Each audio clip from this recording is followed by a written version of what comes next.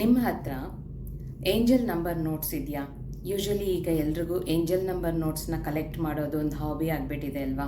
786 ಇರೋದು, 456 ಇರೋದು, 369 ಇರೋದು, 111, 222, 333, 444 ಈ ರೀತಿ ಏಂಜಲ್ ನಂಬರ್ಸ್ ಇರೋ ನೋಟ್ಸನ್ನು ಕಲೆಕ್ಟ್ ಮಾಡೋದು ಒಂದು ಹಾಬಿ.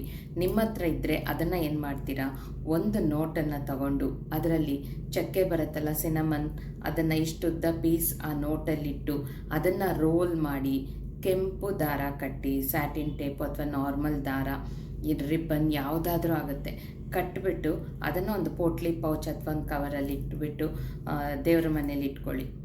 ದಿನ ನೀವು ಪೂಜೆ ಮಾಡೋಕ್ಕೆ ಹೋಗ್ತಿರಲ್ಲ, ಆಗ ಅದನ್ನು ಹೇಗಿಟ್ಕೊಂಡು my dear money, I am sorry, please forgive me, thank you, I love you ಅಂತ 108 ಸಲ ಹೇಳ್ಕೊಳ್ಳಿ. ಹೇಗೆ ಮನಿ ಬರುತ್ತೆ ಅಂತ ಮಾತ್ರ ನೋಡಿ. ಇದನ್ನು ನಾನು ದಿನ ಮಾಡ್ತೀನಿ, ನನ್ನ ಲೈಫಲ್ಲಿ ಬರ್ತಾ ಇದೆ, ನಿಮಗೂ ಬರುತ್ತೆ, ಮಾಡಿ.